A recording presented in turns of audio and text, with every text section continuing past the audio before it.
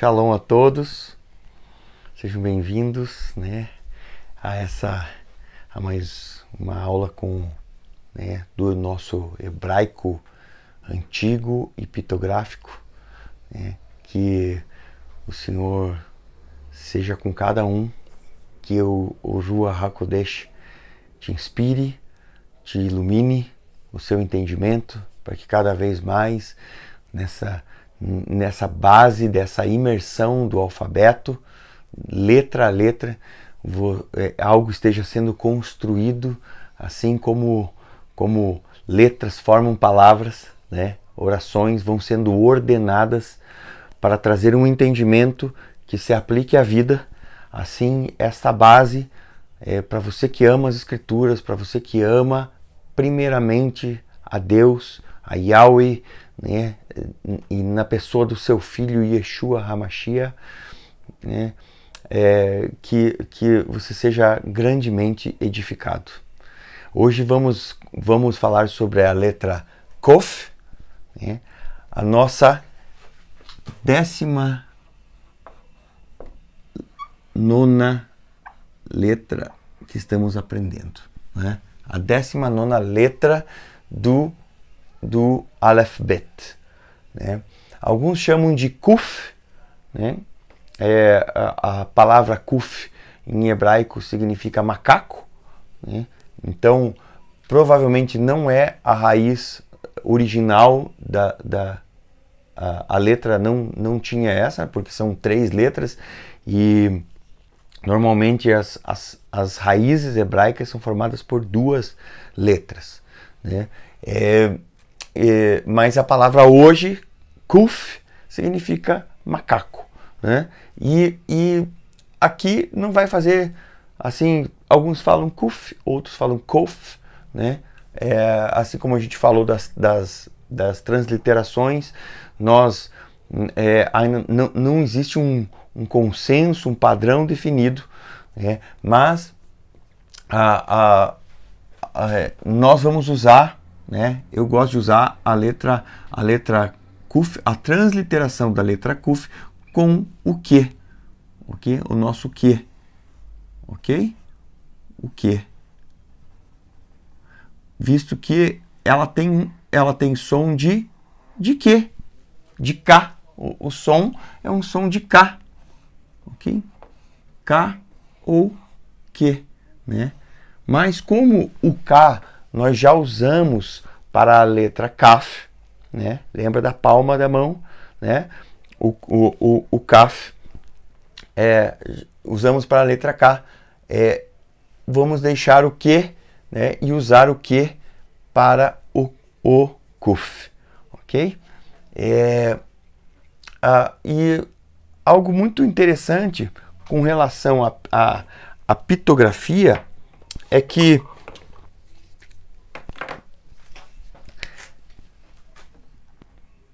vou mostrar 3 desenhos diferentes, ok? Ela tinha esse símbolo.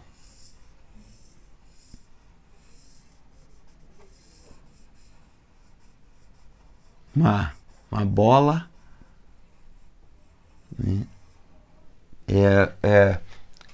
cortada com um risco no meio, E por isso o significado da letra Kuf tem a ver com o sol no horizonte.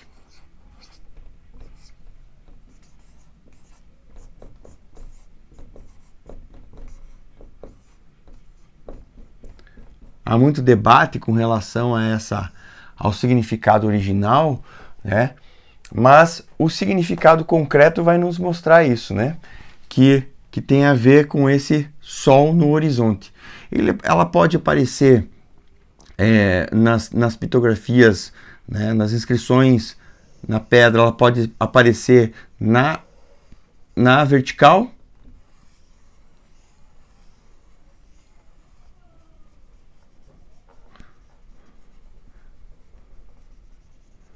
assim como numa forma mais simplificada, que era como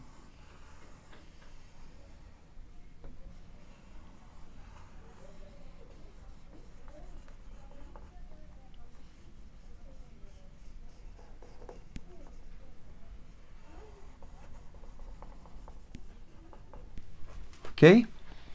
E o significado concreto da letra tem a ver com cercar. Cercar. Como quem está circulando algo. Vou colocar círculo aqui embaixo. Ok? Lembra do nosso quadro aqui? A gente vai fazendo assim, né? A explicação toda aqui da direita, né, para a esquerda, no sentido horário, né? É legal porque você também vai se acostumando com esse... para você que está começando com o hebraico, né? Tudo sempre da direita para a esquerda. É uma escrita sempre... até que a ideia é que sempre nós possamos... Você possa imergir na língua, né? Então, se você quer aprender cada vez mais o hebraico, escutar, né? Buscar escrever as palavras, seria ótimo se você tivesse uma Torá, né? Há uma versão muito boa aqui da editora Sefer, que de um lado é o hebraico, do outro lado é o português, né? Então você pode comparar já as palavras que você, com a tradução em português, e à medida que seu vocabulário vai crescendo, você vai desenvolvendo cada vez mais, né? Então, a primeira palavra, cercar, ajuntar,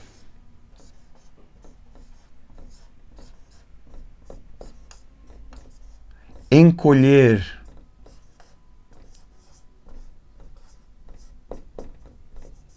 né? Ajuntar como o sol ajunta no horizonte, né? Essa é a ideia de cercar como se cercam ovelhas, circular como se cercam as ovelhas, né? Para que elas estejam juntas em um só lugar, né? E também nós vamos ter o significado de tempo. Então isso também reforça a ideia do sol no horizonte, né? Nós vamos ver aqui que a primeira palavra que nós vamos ver hoje, das palavras que nós vamos ver com o Kuf, a primeira palavra é a palavra Kedem, que significa Oriente.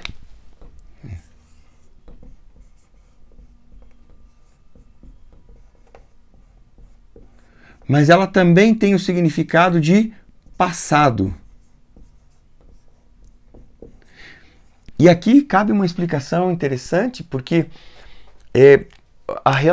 eles têm uma mesma relação de espaço e tempo, diferente do que nós temos. Então, por isso a palavra Kedem, traduzida por leste, né, aonde nasce o sol, onde o sol se levanta, né, é a mesma palavra para passado, né? Então, o sol, o ajuntamento de luz, né, também onde o sol surge, também é o lugar, eles estão voltados para o passado, como aquilo que é antigo, ok? Então, o Oriente, a mesma palavra para Oriente, é a palavra para aquilo que é antigo, né? Então tem uma palavra, procurai pelos caminhos.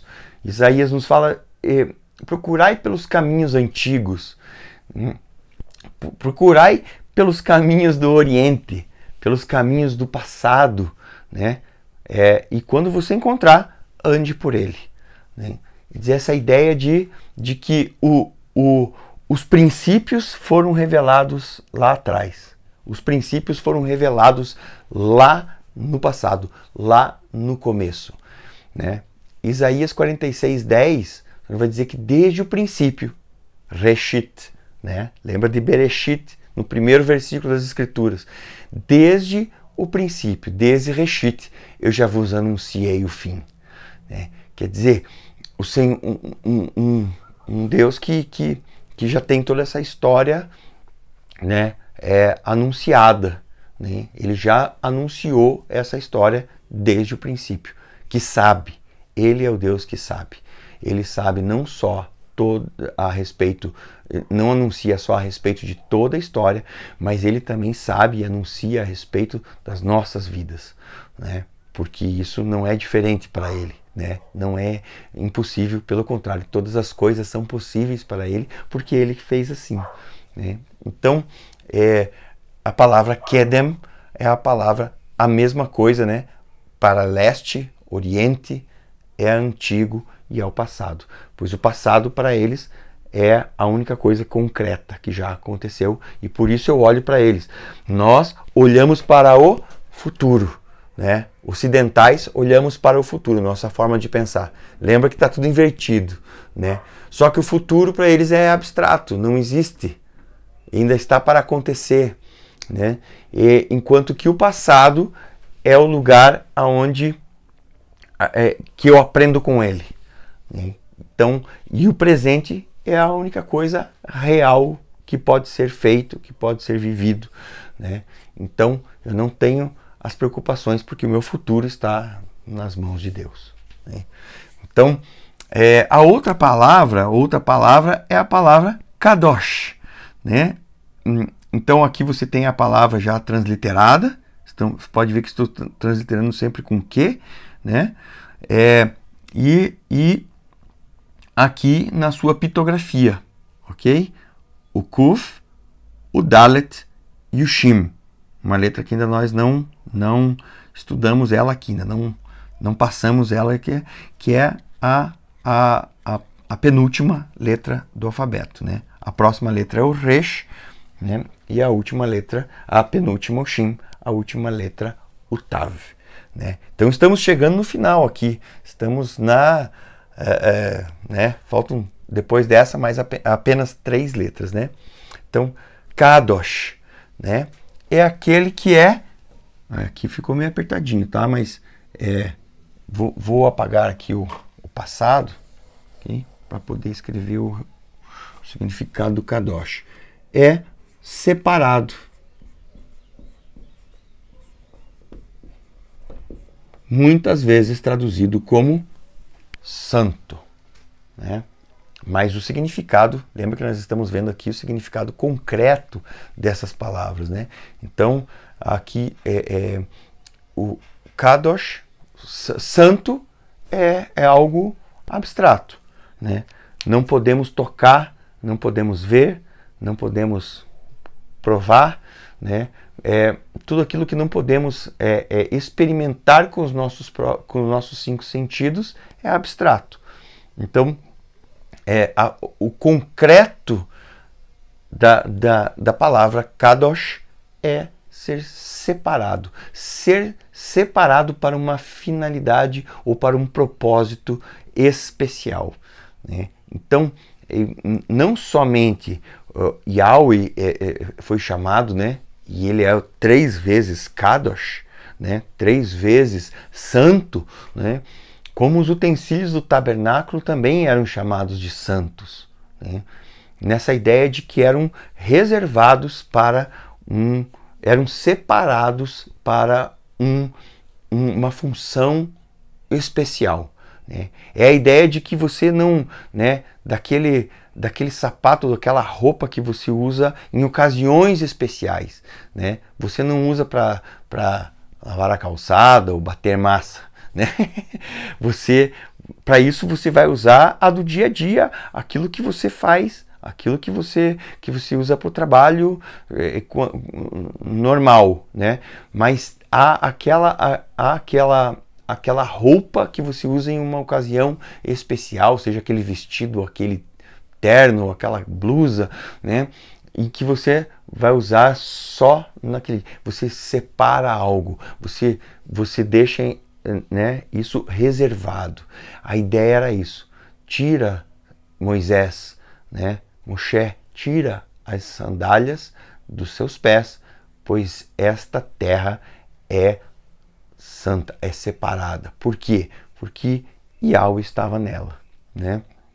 E as tuas sandálias simbolizam a tua cultura, o teu modo de andar neste mundo. Mas quando você se você quer se aproximar, se você quer permanecer em minha presença, você precisa adentrar a este lugar, estar apto para o lugar santo, para um lugar separado. Vocês têm que estar... assim também eram os sacerdotes, né? Eles se preparavam, as suas roupas se lavavam para estarem aptos para manter um lugar santo aonde o Senhor vinha, né? Aonde a nuvem estacionava, né? Aonde eles tinham a confiança desse lugar e dessa presença, né? Então, uma vez por ano, eles renovavam esta aliança, mais um ano de uma separação, né? De um lugar para o Senhor, porque a terra já estava contaminada. Então, como descontaminá-la para estar apto? Então, os sacrifícios e todo o modelo sacerdotal era para isso, né? Para que o Senhor pudesse estar ali, né? Então, interessante é que, por exemplo, com uma variação de vogais, a palavra prostituta em hebraico é kedesh. As mesmas consoantes, as mesmas. A mesma ideia de palavra santo, de ser separado. Ela é separada, né? Separada para uma finalidade especial, né?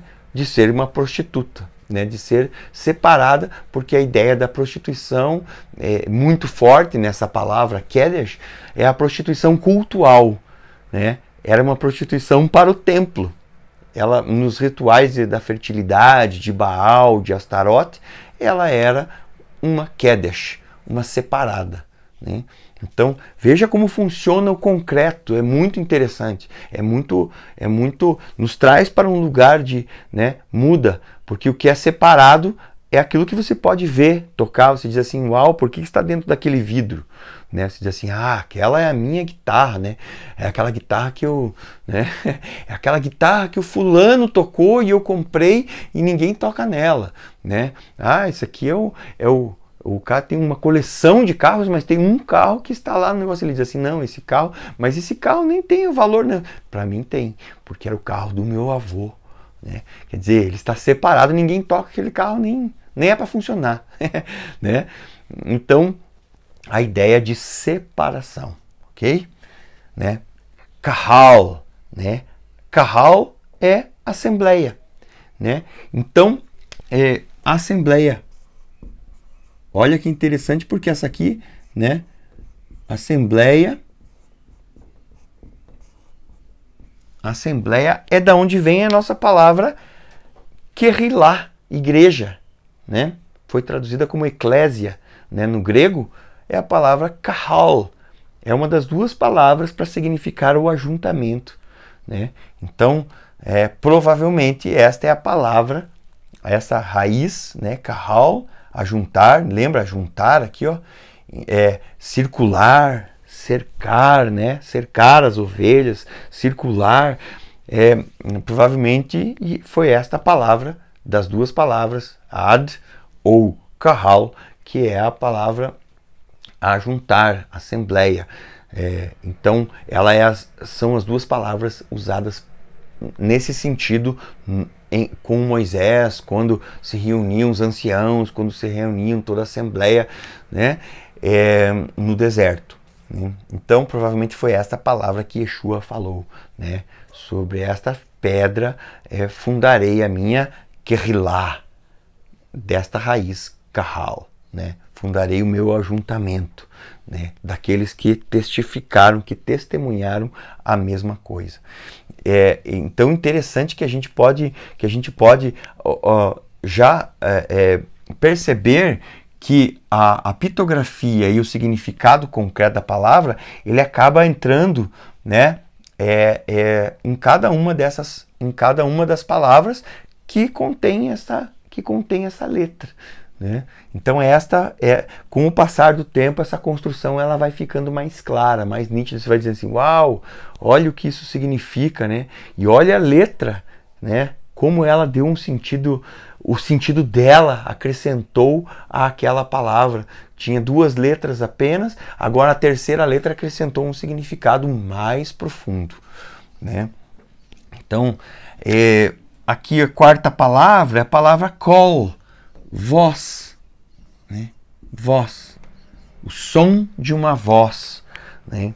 Então a voz do Senhor, né, que quebra os cedros do Líbano, né, que faz parir as corças, kol, né, kol, né? E a palavra cará, que significa chamar, né? Chamar. Então, encontrar, chamar, né? A ideia de se aproximar, né? De chamar alguém, né? Então, aqui, porque eu coloquei essa palavra aqui, é interessante porque ela é a raiz, ela é do livro, né? De Levíticos, né? Que se chama Vaikra.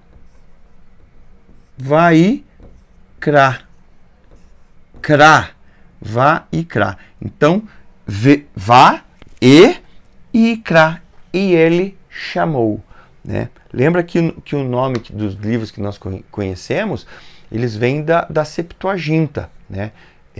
Gênesis, Êxodo, Levítico, Números e Deuteronômio. Esses livros vêm da tradução para o grego da Septuaginta, que deu nome aos livros de acordo com a característica de cada livro, né? Gênesis, o livro dos princípios, né? Levíticos, porque tem muitas leis, Êxodo, porque é a saída do Egito, a saída deles do Egito, Levíticos por causa das leis levíticas, Números pela quantidade de números, genealogias, né? E tantos eram os números das tribos, e Deuteronômio, que significa uma segunda lei, né? A segunda foi quando Moisés, antes de eles entrarem na Terra Prometida, ele não só repete a lei, mas ela é falada de uma forma que tem mais detalhes, tem novas coisas na lei. É um livro muito, muito profético, né? Ainda que não se fale isso, né? Mas ele é um livro tremendamente profético, né? Então, Vaikra, né? É o livro de Levíticos, que significa e ele, né? E ele chamou, que são as primeiras, estão entre as primeiras palavras do versículo, né? Gênesis no hebraico, os livros hebraicos, os nomes são por causa das primeiras palavras de cada livro. Gênesis chama Bereshit, a primeira palavra no versículo 1, né? Bereshit bara Elohim, no princípio, né? Em princípio, né? Êxodos Shemot, estes são os nomes, Shemot, né? Nomes, né? Vaikra, e ele chamou. Números, né, que é Bamidbar, no deserto, e Deuteronômio, que é Devarim. Estas são as palavras, Devarim, né? Algo para nós, né, pensarmos a forma como eles sempre, a forma de pensamento, né, que é o principal de tudo isso que nós estamos estudando, é que nós possamos pensar, né, um pouco mais dentro da cultura de como eles pensavam e funcionavam, pois assim foram escritos os evangelhos e todas as escrituras, né? Então, a evolução da letra, né? A evolução da letra, né? Então você vai ver aqui no hebraico antigo, cerca de 2000 antes de Cristo, né? Então ela tinha esse, né? Aqui eu tenho que dar uma pintadinha para você enxergar bem, porque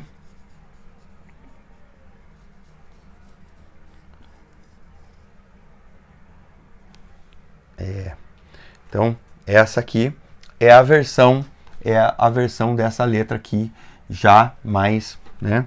Então, no hebraico antigo, ela vai aparecer assim, né? E nessa origem aqui, né? No paleo, ela deu uma pequena mudada, ela ficou assim parecendo um cogumelo, né? Aqui não vou fazer muito grande, mas ela seria do tamanho dessa daqui, ok? Então, ela ficou parecida com um chapéuzinho, assim, um pouquinho mais arredondado só, ok? E do paleo, nessa época, 1000 antes de Cristo, ela tem o mesmo formato aqui no grego arcaico, e ela era a letra copa, né? Então, no grego arcaico, vou escrevendo aqui pequenininho, mas você pode ouvir minha voz. No grego arcaico, ela era a letra copa, ok? Mas ela também não subsistiu, né? Agora, mas no romano ela se torna a nossa letra que nós aqui temos, que nós recebemos o Q, ok?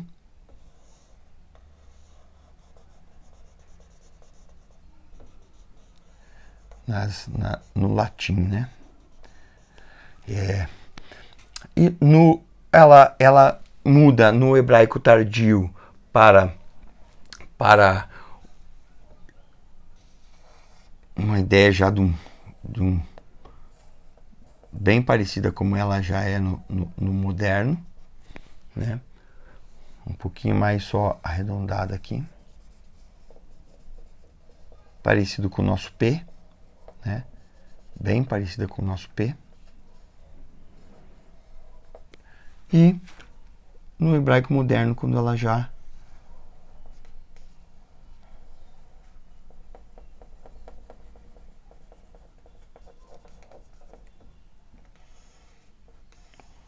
você vai notar que essa é a única letra das letras que não são finais, né? Das letras normais do alfabeto, que ultrapassa a linha, ok? E você pode e o desenho, para nós aproveitarmos aqui a escrita, né? De cima para baixo.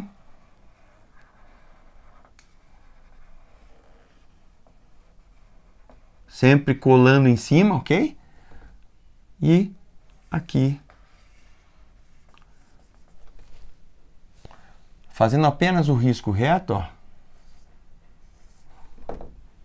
Você começa em cima.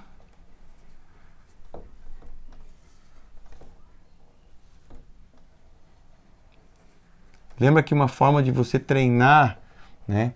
E isso você pode encontrar muitos vídeos, né? Muitos vídeos bons de escrita, né?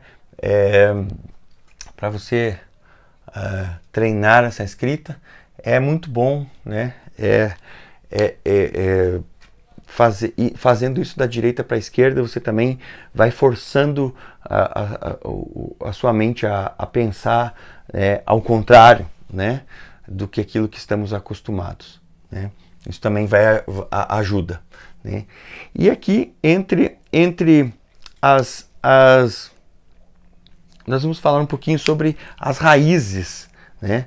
Eu tenho algumas aqui, mas eu vou passar uma em particular, né? Que lembra que as raízes, elas no geral, elas são formadas por duas letras, né? Algumas são formadas por 3 letras, mas a maioria são por 2 letras, né? Então,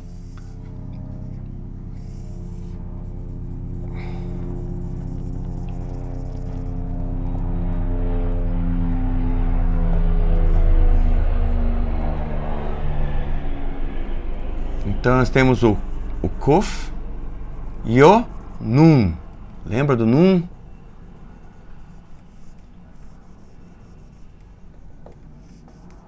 Então nós vamos ter aqui uma letra que significa ajuntar, né? E a outra, aqui o kof, ajuntar,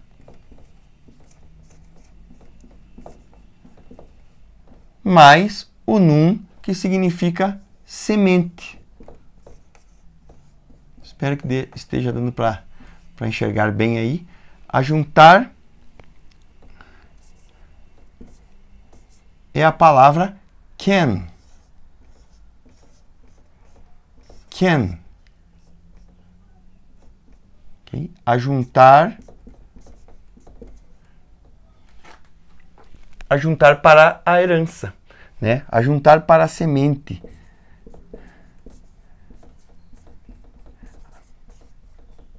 Lembra que nun significa continuação, né? Então, ajuntar para a herança,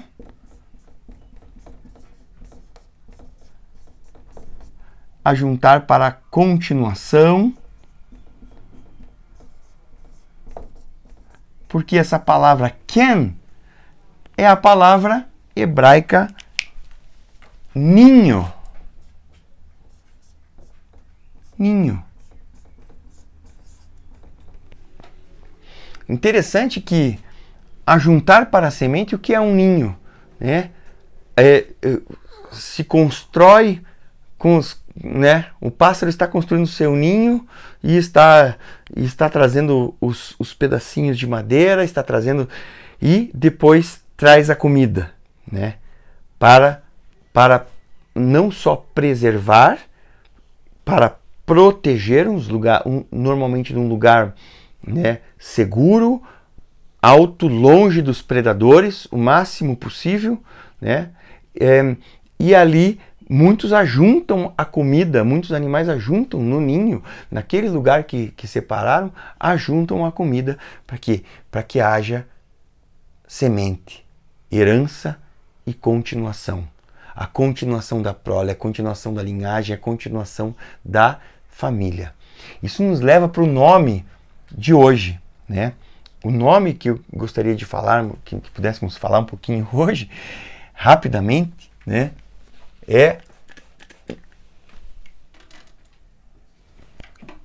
Vou usar aqui em cima para que você possa enxergar bem.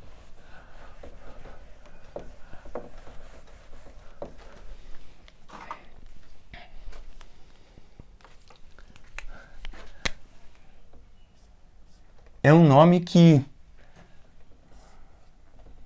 quase não se fala sobre ele.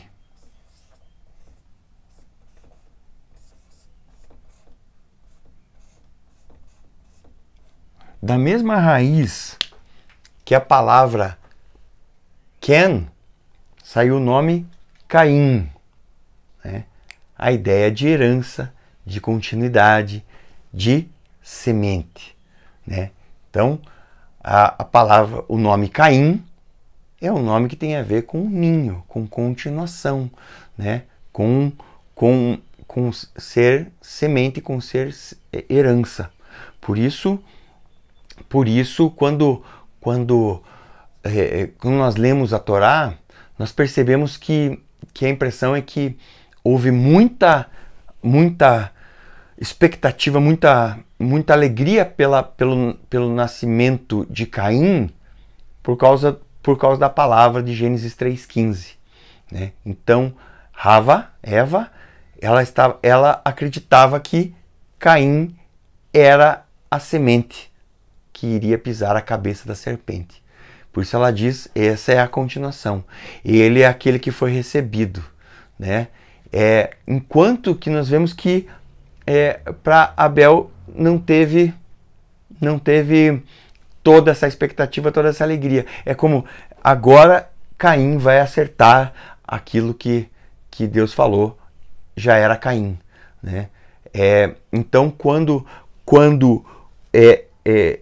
acontece da morte de Caim e Abel, né, nós vemos que depois eles têm mais um filho chamado Sete. E ela diz, agora, né, eles geraram um filho segundo a semelhança de Adão, né? Agora esse é o que vai continuar, é esse que vai continuar a linhagem por causa do filho que eu perdi, o Abel, né?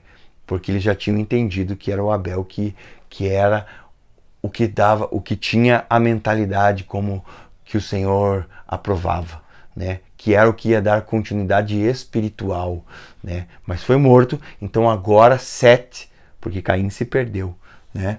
Então essa ideia de Ken como ninho, como, né, Rava, quando dá o nome a Caim, eles estão pensando nessa continuação, na continuação da linhagem, né? Por isso tem um nome muito interessante, né? Pouco falado, né? O nome de Uel-Cané, né? É uma palavra assim que é uma característica, né? Não é o nome de Yahweh, mas é uma das características como El Shaddai, né? Nós vamos falar um pouco isso quando entrarmos no Shin, né? El Shaddai, a palavra Shad significa peito, né? O El de Elohim que nutre, né? Abraão, eu sou o teu nutridor, eu sou o teu El Shaddai, eu sou aquele que te nutre, né? Então, todas essas palavras, Yahweh Tzidkenu, Yahweh justiça nossa, todas essas termos que vão enriquecendo, né, as características de um Deus poderoso, de um Deus provedor, de um Deus Yahweh Iré, eu sou o Senhor que te vê, né? Não o Deus provedor, mas eu sou aquele que o primeiro sentido disso, eu sou aquele que te vê, da raiz Raá, eu sou aquele que te vê, né? Então, agora vejo que você ama mais a Deus do que até o teu próprio filho, né? Então, agora eu vejo, o anjo diz, né? Então, Yahweh Iré, né? E aqui o El-Cané, que é uma palavra traduzida muitas vezes como o Deus que tem ciúmes, né? Inclusive no Novo Testamento, não sabe que o Espírito tem ciúmes. Mas a palavra aqui no original, ela tem a ver com El, né? A contração de Elohim, né? Elohim, o El, que é zeloso. Como, né? Essa também é uma palavra abstrata. Mas quando nós entendemos o Ken, que é a raiz de Cané, que é ninho, né? Nós entendemos, ainda que seja difícil de traduzir, né? Nós podemos entender o concreto da palavra, pensando como os pais, como uma mãe é zelosa do ninho, né? Da continuação dos seus filhos, da casa, né? Da proteção, da nutrição, do cuidado, de tudo. Ela vai fazer tudo que é possível, né? A minha gata, às vezes, ela sai aqui no jardim e os pássaros que ficam, que tem aqui, tem alguns ninhos, eles ficam desesperados, eles já começam a fazer barulhos, eles começam a avisar uns aos outros de que ela está chegando, né? Protegendo o ninho. E se ela chegar muito perto, eles dão um rasante em cima dela, né? Pássaros que são menores e que se ela pegar, ela destrói. Mas eles não querem saber, eles vão proteger o ninho. A ideia de que ele é o El zeloso, né? De que ele é um Deus zeloso. Não ciumento, porque para mim a palavra ciumento a gente até pode usar, né? Mas é uma ideia assim de uma palavra que na nossa cultura é uma palavra com uma conotação já uma conotação ruim, né? O ciúmes é uma coisa não traduz bem a ideia de um Deus protetor e que vai cuidar e vai proteger até a última instância, e vai proteger em todos os sentidos, não apenas dos inimigos externos, mas como vai proteger o crescimento da sua prole, o crescimento da sua família, né? Protegendo o ninho, a criação, o lugar todo, né? Com tudo aquilo que é necessário, né? Como um pai faz com os seus filhos, como uma mãe faz com os seus filhos, né? Então, lembre-se de El-Cané, o El zeloso, ok? Assim encerramos a aula de hoje, né? Que o Senhor te edifique muito, que haja shalom sobre a sua vida e sobre a sua casa, né? Em nome de Yeshua, nosso Senhor, né? Deixe seus comentários, né? Faça perguntas, não leve nenhuma dúvida, né? Nós estamos dispostos a responder o máximo possível, na medida do possível temos respondido, né? Então não fique com dúvidas, né? Nos acesse, cremos que esse é uma das coisas que o Senhor tem colocado em nós para edificar outros, assim como temos sido edificados. Shalom, e o Senhor te fortaleça, te enriqueça grandemente. Em nome de Yeshua.